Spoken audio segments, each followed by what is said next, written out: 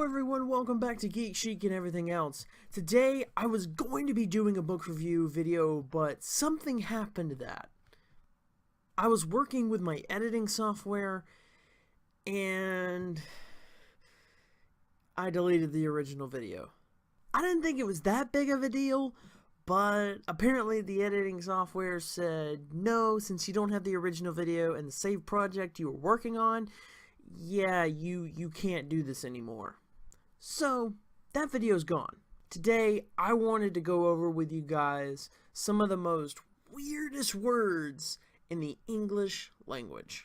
First up on the bat, we have bumfuzzle.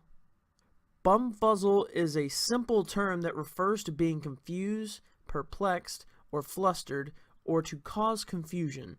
You've probably heard your grandma or grandpa use this phrase, especially if they are from the East Coast or below the Mason-Dixon line. This word is derived from the Old English dumbfuzzle, which I've also not heard of. Actually, the Old English word is dumbfozle, if I'm pronouncing that correctly.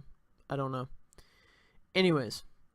So, bumfuzzle. If you guys have heard of this word before, I haven't, personally. But if you guys have heard of it, please let me know in that comment section below, because it doesn't rhyme with me. Like, something doesn't click with me. Because bumfuzzle, it sounds like some fuzz that appears on your butt. The next word we have today is cattywampus. Catawampus, I think. This is a term that you will find in the Midland, whatever, and southern United States. Well, I live in the South, so what does this mean for me? It is referring to something that is in disarray, that is askew, or something that isn't directly across from something. For example, a post office might be catawampus from the library. You might actually know this word by the terms catty corner, kitty corner, or catawampus. Okay, I have heard of catty corner before, from where I'm from. So, catty corner makes more sense than cattywampus. Yeah, it's right there around the catty corner. Yeah, it's catty corner, across over there. Yeah, I've heard of that before. I'm from the deep old South, so I know where that's from. The next word we have today is gardyloo. Gardyloo.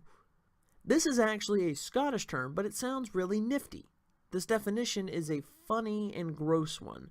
This is what people living in Edinburgh shouted out their windows as a warning before dumping their slop buckets out of their windows. At least they gave a little bit of a warning to those below. Now, if I had like a slop bucket thrown down on my head, the word I would not expect to hear is gardyloo. I don't know what the correlation between slop bucket and gardyloo is. There's really no connection. I'd say about to dump my slop bucket, not gardyloo. I don't get it. The next word we have here is taradiddle.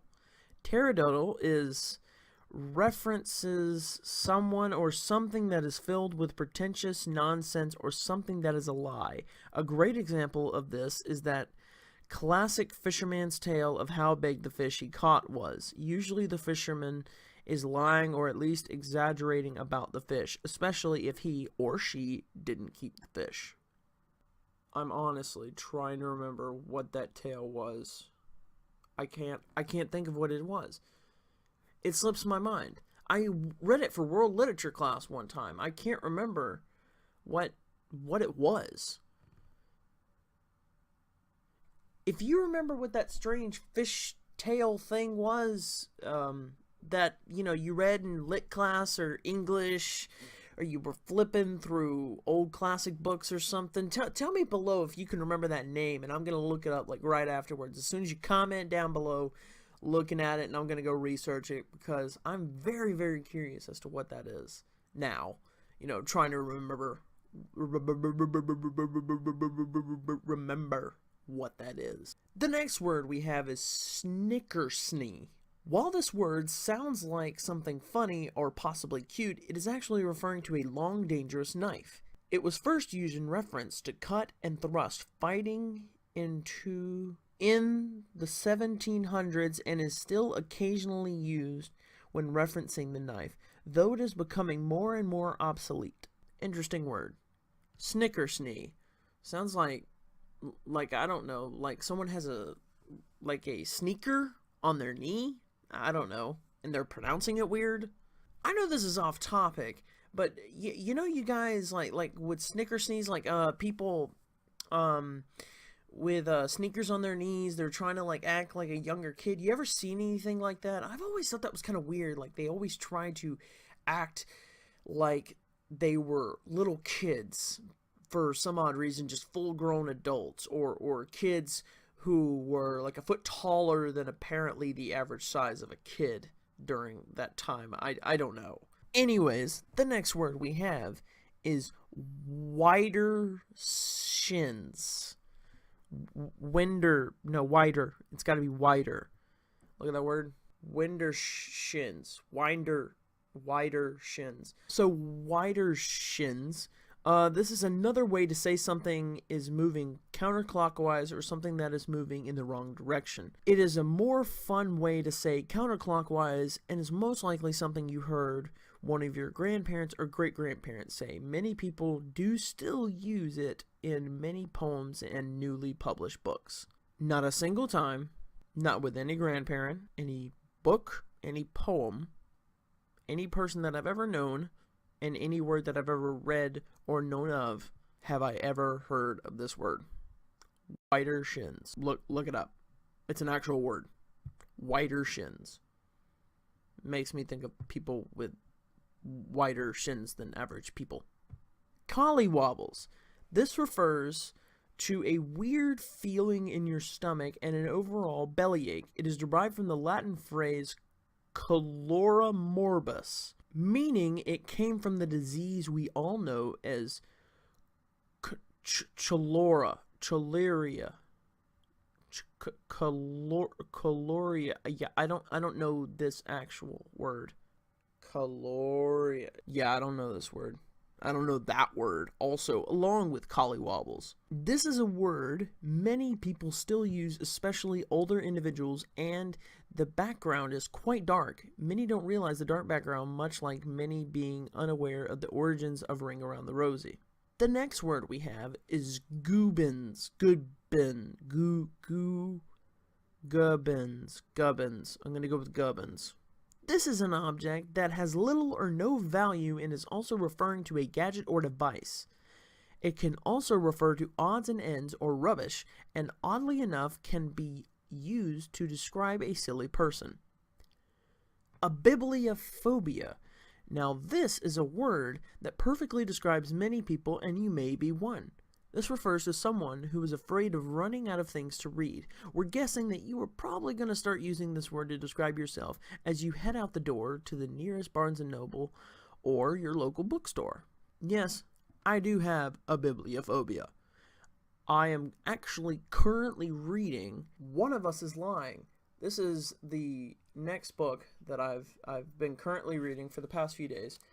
I'm on page 237, chapter 21. I am doing very, very well on time for it.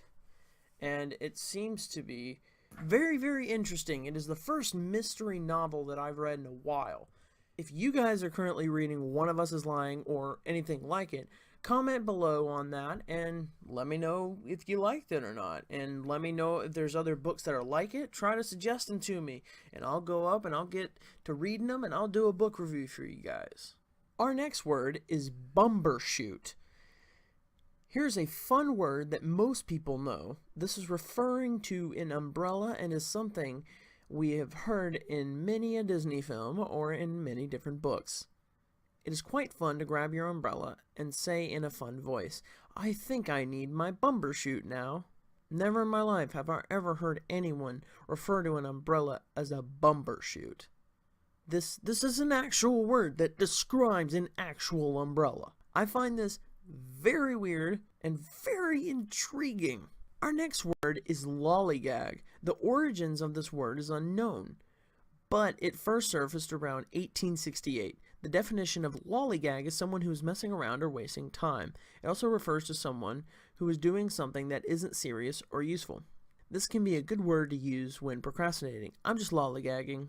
Are you a lollygagger? Lollygagger? Lollygagger? Gigger, gigger, gigger, gigger, gigger. Now, I've actually heard this word before, lollygag. I've been referred to as a lollygagger or lollygagging many different times in my life, even though I was the most productive person around. I'm going to be 100% honest with you. This next word, I have no idea how to pronounce it. Fliber tie bit. Fliber tie gibbet. Gibbet. Fliber tie gibbet. I'm thinking that's how you pronounce it. This is another fun word. This refers to someone who is silly and who talks incessantly.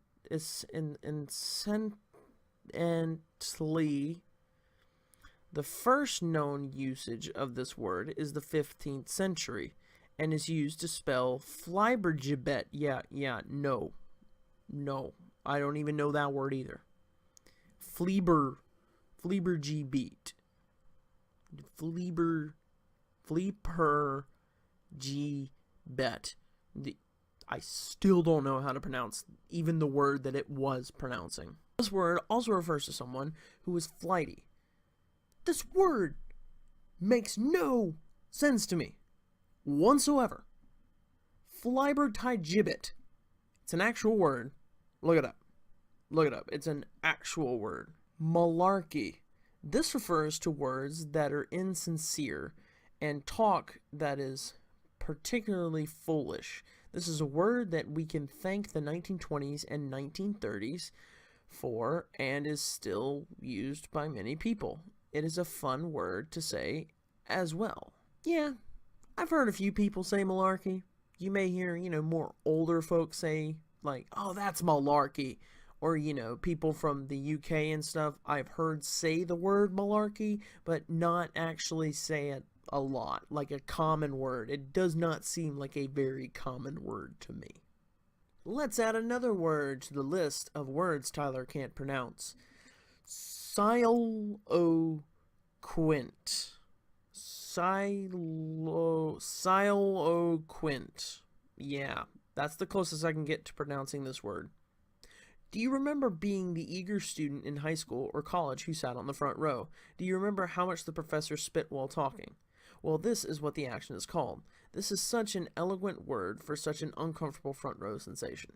I've always been that genius guy who sits in the second row, even though I want to sit in the first row. I don't want to be kind of like exposed out to the teacher, so I want some like defenses. So you sit on the second or third row if you want, but the farther you go up, the farther away, the board and everything's going to be the teacher interacting with them and everything. So in my personal experience, second row never gets hit with any of the pat, none of that. Second row is safe. A wabbit. A wabbit is an actual word. No, this isn't referring to a wascally wabbit. It is a Scottish term for being exhausted. Next time you're tired, try saying, I'm pretty wabbit at the moment, and see just how many people look at you strange. Well, I have people look at me strange all the time, so I guess I can add to the looks. Snollygoster. This is something many people already call many politicians, but it happens to be a nicer sounding term. This refers to a politician who does or says things for their own personal advancement instead of following their own principles. Try saying this in your next political discussion and see people's reaction. Arenaceous. This is a strange one. No kidding. It refers to something or someone who resembles a hedgehog. If someone ever says that you are quite ranchous today, you know now to give them a penetrating evil glare. Arenaceous. Yeah. I'm going to call everyone I know arenaceous now. And our last word for this video is impignorate. Impignorate. much easier to pronounce than many other ones that I've had to add to my list of unpronounceable words. How about using this word when you want to say that you are pawning something? It is a much fancier term, and quite a fun one at that. This phrase does not only mean to pawn, but also to mortgage something. Impignorate. So it's still an odd word, even though I can pronounce it easier than many other ones, and the other ones, right now are very, very easy to pronounce. Yeah, I got screenshots of all these. You see, I got them from expresswriters.com, making sure I go and tell you guys about my sources. expresswriters.com. It's a very good site, very nice, very easy to follow. I found much information that I've needed for college and now for this video. So thank you, expresswriters.com, for helping me out with finding the most interesting and weirdest words in the English language. That's all I have for you guys today. I hope you enjoyed the video. I know it's a bit of a different video. I know that before, I'm thinking it was last week that we went through a tutorial of how to make an intro, and I told you guys probably that I was going to be doing a book review next, and I'm sorry that that video didn't work out. I actually planned this video at the last moment because I had screwed up so horribly bad with the book review that I feel bad for you guys, so I'm going to go and reshoot that probably either later today or tomorrow. I will be doing that. Thank you guys for sticking around for all of this. I promise you the most amazing content's going to be out, and I hopefully will not screw up as bad as I did this last time. Thank you guys again. I hope you enjoyed. Remember, hit that like button if you liked the video. Comment below about the whale tail guy. Comment if you're reading One of Us is Lying, or you're reading a book like it and you want to suggest something to me. If you want to suggest an idea to me, just put it in that comment section below. I check every once in a while before I go and shoot a video. I want to go and grab some more ideas just in case, and I will make sure that I will tell everyone of where I got it from. I will mention your name. You will get a shout out if you give me an idea for a video and I get it shot and edited and everything. Remember always to hit that subscribe button if you like the amazing content that I'm putting out. And if you would like to see more, just hit that subscribe button, click on the bell, little notifications will pop up for you. All my notifications will pop up. If you just want occasional notifications, then don't click the bell. But I'd prefer if you did, so you'd be able to see the amazing content that I'm producing weekly, every Monday. Thank you guys for watching, and as always, I hope you enjoyed. Bye!